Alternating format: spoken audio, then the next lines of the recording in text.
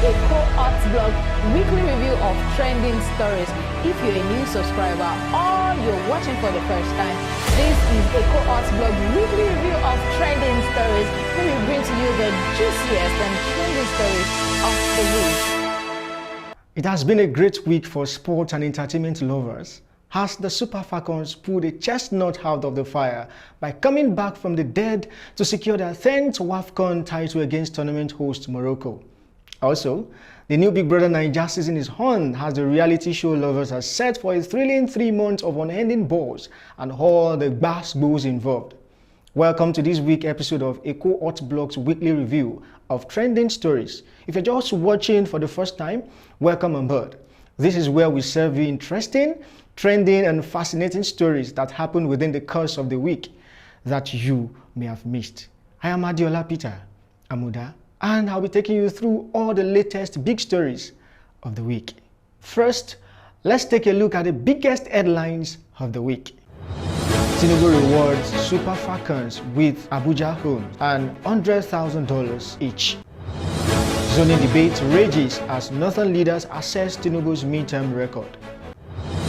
Lagos is like New York, not for one tribe. Charly boys vent over Lagos bus stop renaming.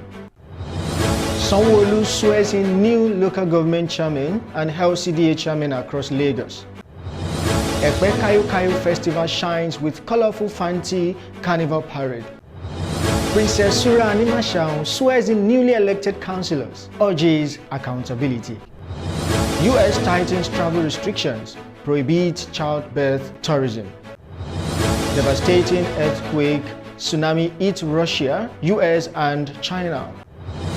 In the world of sport, Bayern Munich completes signing of Diaz from Liverpool. Have not retired from Super Falcons, Oshoala debunks exit rumor. In the world of entertainment, Big Brother Naija 2025 kicks off with star-studded female lineup.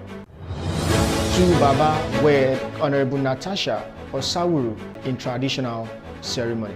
Now the news in full.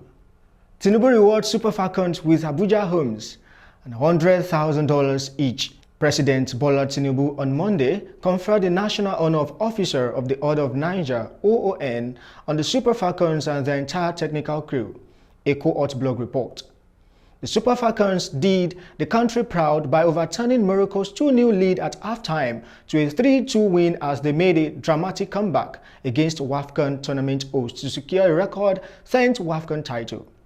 This was announced by the President's Special Advisor on Information and Strategy, Mr. Bayo Ononuga. In addition, President Tinubu approved the allocation of 3-bedroom apartments in Abuja for each player and member of the technical crew at the renewed Hope Estate. The President also ordered a cash reward equivalent to $100,000 for each of the 24 players and $50,000 for each member of the 11-person technical team. A commendable gesture from the presidency in recognition of the heroic effort of high-flying African champions. Ekohotblog reports that a meeting held at Arewa House and organized by the Sir Ahmadu Bello Memorial Foundation drew prominent northern figures and focused on governance and equity. Representing the President, Secretary to the Government of the Federation, Senator George Akume, urged the North to respect the unwritten agreement on power rotation, stating the presidency should remain in the South until 2031. He referenced past leaders who upheld zoning for national stability. Middle Belt Forum leaders Bitrus Pogu backed the power shift, calling it vital for coexistence, while lamenting ethnic politics and calling for inclusive governance.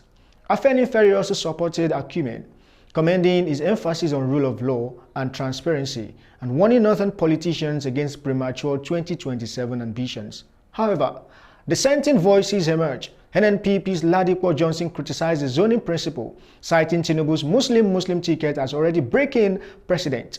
Labour Party's Ayo Olorunfemi echoed this, stressing competence over region. Former SGF Babacha Lawal condemned Akume's stance, accusing Tinubu's camp of hypocrisy for enforcing a broken agreement. Abga backed a southern presidency but distanced itself from any opposition coalition. The PDP said Nigerians would judge Tinubu at the polls in 2027, citing failed governance. APC chieftain Yekini Nabena dismissed Kwakanso's criticism of Southern project. Bias, calling it divisive, he maintained the South must complete 8 years in power and warned against using ethnic sentiment for political gain. As the 2027 election looms, the zoning debate may reshape Nigeria's fragile political balance. And up next is Lagos news. Lagos is like New York, not for one tribe. Charly boy vents over Lagos bus stop renaming. Veteran entertainer and founder of our Mumu Don't Do movement, Charles Oputa, popularly known as Charly boy, has supported the idea that Lagos State does not belong to any ethnic group in Nigeria. Echoing the widely held view that Lagos is a no man's land, Charly boy compared the bustling city to New York City in the United States. Speaking during an interview on News Central TV, Charly boy expressed displeasure over the recent decision by the Bariga Local Council Development Area to rename a popular bus stop previously named after him to Olamide Bado, in honor of hip-hop artist Olamide Adedeji. He said, Lagos was our first capital and it brings together people from various ethnic backgrounds who give life to the city. In that sense, it feels like America, a melting pot of many immigrants. Just like how Donald Trump is messing everything up, we see similar issues here. When you think about it, Lagos really is like New York, a place for everyone, a no man's land. Charly boy, also known as Area Father, criticized the Lagos state government for what he described as fear-driven decision and engaging in tribal politics. Still on Lagos news, Sanwo-Olu swears in new local government and LCDA chairman across Lagos. Lagos State Governor Babajide Sanwo-Olu has inaugurated the newly elected executive of the 20 local government areas and 37 LCDA chairmen across the state.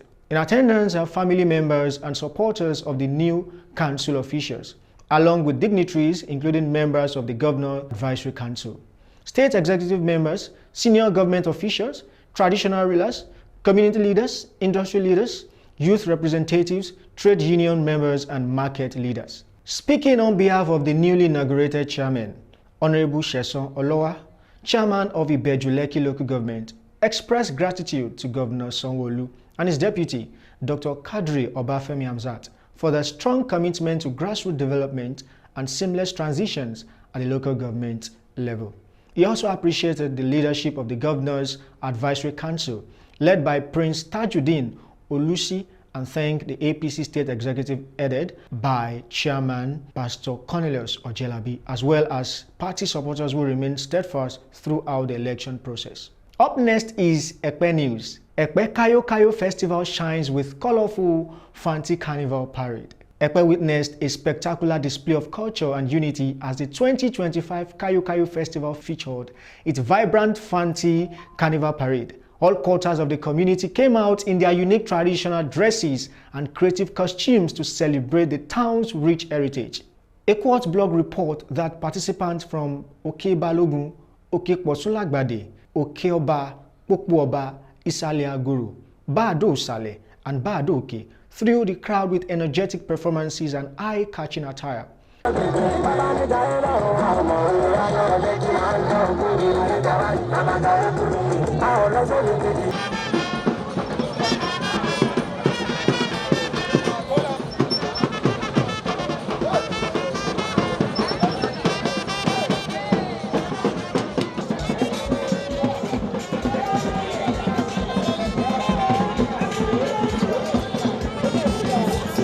Chiefs, families, local stakeholders proudly led their quarters during the parade, which drew large applause from onlookers.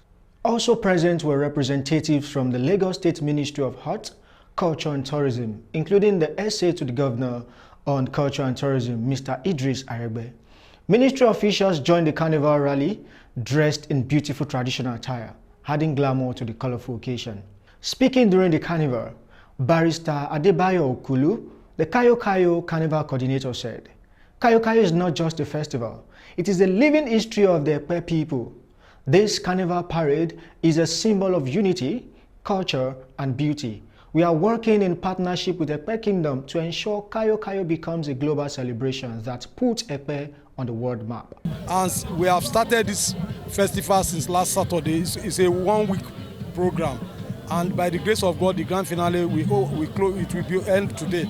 We have a good collaboration with Lagos State government they are our partners, they are our sponsors, and the representatives of the Ministry of Tourism, Arts and Culture is here. So, and we want to thank the Mr. Governor of Lagos State, Mr. Governor Babajide Olusola Sanwo-Olu, and the Deputy Governor Dr. Obafemi Hamzat for their support and for their the support they've given us over the years to ensure that this festival, we hold it every year. So we give kudos to them, and we pray Almighty Allah to continue to strengthen them, to bless them, and to take Lagos State to the next level positively. The grand finale of the 2025 edition of the Kayokayo Festival featured a breathtaking dance contest and thrilling performances by up and coming artists, as well as outstanding Fuji performance by the iconic KS1 Malaika. It was indeed a spectacle. Still on Ekpe News, Princess Sura Animashaun swears in newly elected councillors, urges accountability. In a remarkable and dignified ceremony held on Tuesday, July 29, 2025, the executive chairman of Ekpe local government, Honorable Princess Sura Olayemi Animashaun, officially swore in the newly elected councillors, who will serve across the wards of the local government for the new legislative term. Ekohotblog report that the event, which took place at the council's secretariat, was graced by the party stakeholders, traditional leaders, family members, and well-wishers. The atmosphere was filled with renewed hope, optimism, and a strong collective commitment to grassroots governance and inclusive progress. While administering the oath of office, the chairman urged the councillors to embrace their new role with integrity, transparency, and deep loyalty to their community. Today's event is not merely ceremonial. It is a call to duty, a reaffirmation of our democracy, and the beginning of a new chapter of public service rooted in progress, accountability, and purposeful leadership, she said, describing the councillors as torchbearers of development, partners in transformation, and co-drivers of a greater Ekpe. Honorable Animashaun emphasized that their legislative support is crucial to the success of our administration's second-term agenda, which is anchored on infrastructural development, youth and women empowerment, educational growth, and sustainable community advancement. She also reaffirmed our commitment to inclusive governance, stating no word will be left behind and no voice will be left unheard. With councillors now formally inaugurated, they are expected to work collaboratively with the executive arm to ensure that the need and aspiration of their constituents are adequately addressed. Now onto the foreign scene. U.S. tightens travel restrictions, prohibits childbirth tourism. The United States has issued a firm warning to Nigerians and other foreign nationals against engaging in birth tourism, saying any visa applicant found intending to travel for childbirth control to U.S. citizenship for their child will be denied entry.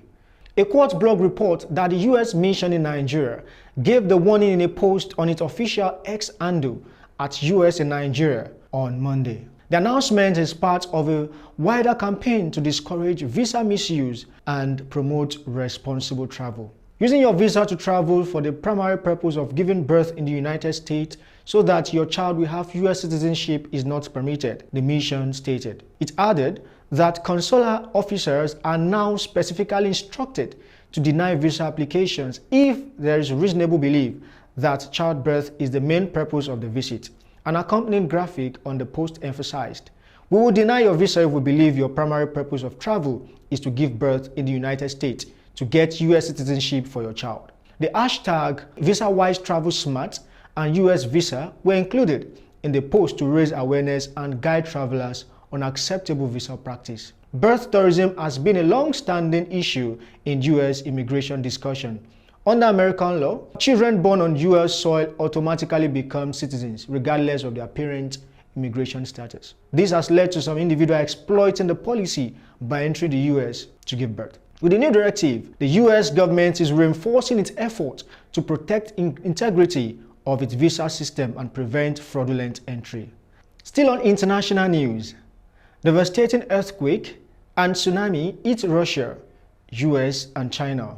A massive 8.8 magnitude earthquake has triggered a powerful tsunami, hitting several Pacific nations. Ekohotblog gathered that the natural disaster has reportedly caused widespread destruction, prompting immediate evacuations. The quake, which struck off Russia's far eastern coast on Monday, is christened the 6th strongest ever recorded in history. The wave of the quake and the tsunami did not spare the shores of the United States. The impact has been felt in various U.S. states, including the Hawaii, the California, Oregon, Washington, and Alaska. According to reports closely monitored by Ekohotblog, the waves have also affected Japan, where nearly 2 million people have been evacuated. U.S. Honolulu's mayor has urged people to move to higher ground, while Hawaii's Governor Josh Green has advised immediate evacuation of coastal zones. The impending disaster has become a major concern for the authorities in French Polynesia, who have since issued a tsunami alert for the Marquesas Island archipelago, warning of waves up to 2.2 meters that could reach the island of Oahuka, Nuku-Hiva, and Iva-Oa. Several local authorities have fished out procedures on managing the disaster, calling on collective efforts to ensure the preservation of life post the incident. Up next is sport. Bayern Munich complete signing of Luis Diaz from Liverpool. German Bundesliga giants Bayern Munich have officially signed Colombian winger Luis Diaz from Liverpool in a deal reportedly worth £75 million, including performance-based add-ons. The club announced the acquisition on Wednesday, confirming that Diaz has signed a 5-year contract, tying him to the Allianz Arena until 2029. A Ekohotblog report that Bayern Munich CEO Jan-Christian Driesen praised the 28-year-old as one of the most outstanding left wingers in the Premier League. Diaz, who won the Premier League, the FA Cup and Carnival during his time at Liverpool, expressed his excitement about the move. "It means a lot to me to be part of FC Bayern. They are one of the biggest clubs in the world," Diaz said. Diaz was instrumental in the Liverpool's successful 2024 and 25 campaign under new manager Arne Slot, scoring 17 goals and 50 appearances as the Reds clinched their 20th Premier League title. His absence from Liverpool's 4-2 preseason defeat to AC Milan in Hong Kong last weekend has intensified speculation about a possible transfer, which has now been confirmed. Diaz's signing is seen as a swift response from Bayern to the injuries suffered by Jamal Musiala, who is expected to be sidelined for an extended period after sustaining a broken leg and dislocated ankle during the Club World Cup. Still on sport, have not retired from Super Falcons, Oshoala debunks exit rumor. Super Falcons star Asisat Oshoala has dismissed rumor suggesting she has retired from international football. Speaking after Nigeria's 3-2 victory over Morocco in the final of the 2024 Women's African Cup of Nations, the 30-year-old striker described the report as completely false. Ekohotblog gathered that the 6-time African Women's Player of the Year made the clarification while addressing journalists in Rabat, Morocco on Saturday night. "I don't know where that came from, but agenda must agenda. I get it, but I'm not bothered.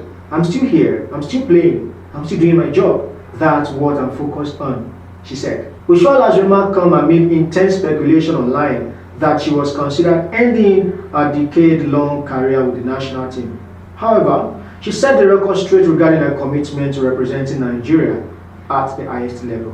Since joining the Super Falcons in 2013, Oshoala has grown into one of the most celebrated figures in African women's football.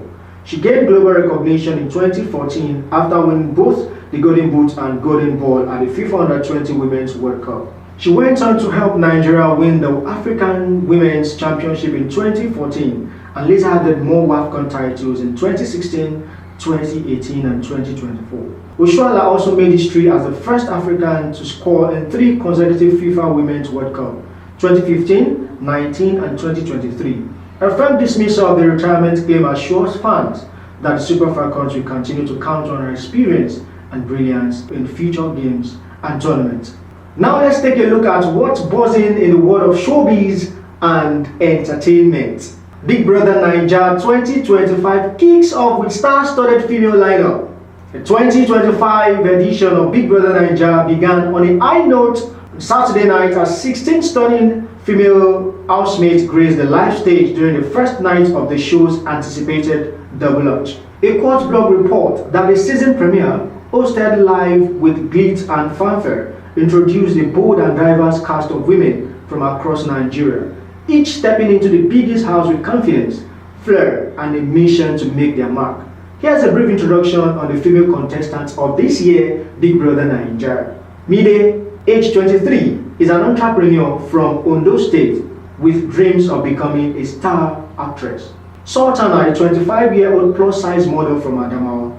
Chef Soso, a lawyer and culinary queen from Kaduna, is set to bring northern spice to the house. Tracy, age 27, from Anambra, is a graduate trainee looking to escape societal pressure and comparison. Ivata, the oldest of the group, age 37, is a media mogul known as an OG soft life slayer. Sabrina, age 32, is a lawyer and scholar from Edo State and with a master's degree from the London School of Economics. And Thelma Longsin, age 26, a skincare entrepreneur from Port Harcourt, is stepping into a soft life era. Imisi, age 23, from Oyo State, is a fashion-forward narrator with a sharp tongue and a sharper comebacks. Ibi Fubara, at age 28, from Lagos, is a psychologist turned techie with a love for clean eating and raw honesty. Isabella, a Lagos-based influencer, is soft-spoken but no pushover. Joanna, at age 21, from Benue, is a professional dancer who's big on solitude, rhythm, and savage truth. Zita, age 24, an actress from Ogun State, walks into the house with high energy and deep awareness. Gigi Jasmine, at age 31, from Akwa Ibom, is a fire-spinning DJ with layers. Dede, the Delta's queen, is giving soft face and hard truth. She's chasing fame, money, and visibility without apologies. And the last but not the least is Doris, at age 34, from Imo State, is sharp, single, and spiritually clued in with strong main character energy. BB Naija fans are bracing for what promises to be one of the most intense and entertaining season yet. Still on entertainment, Two Baba weds Honorable Natasha Osawuru in traditional ceremony. Popular Nigerian music icon Innocent Dibia, popularly known as Two Baba, has tied the knot traditionally with Honorable Natasha Osawuru. Ekohotblog gathered that the traditional wedding drew family members, close friends, and well-wishers, including Two Baba's mother. Photos from the event have now surfaced, showing the couple adorned in stunning traditional attire as they celebrated their union in grand style. This new chapter comes months after the African Queen singer publicly confirmed his separation and impending divorce from Nollywood actress Annie Macaulay in January. Although the details of the new relationship had been kept away from the limelight, the wedding photos quickly began trending across social media after the ceremony. Natasha Osawuru, a rising political figure and philanthropist, was seen in radiant red traditional wear, while Two Baba sported a classic agbada with a matching cap. Guests were entertained with cultural performances, food, and dance as couple received blessings from their families and elders. The wedding marked a new turn in the singer's personal life, which has frequently made headlines over the years. Two Baba has yet to release an official statement regarding the wedding, but insiders say the event was deliberately kept low-key and private. Fans have reacted with mixed emotions online, with some expressing surprise and others offering their congratulations. And that is a wrap on this week's episode of Ekohotblog Weekly Review of Trending Stories. Remember to subscribe and turn on the notification bell to always get notified. Which of the news is most astonishing to you? Tell us in the comment section. I am Adiola Peter Amudan. Till next time, stay safe and healthy.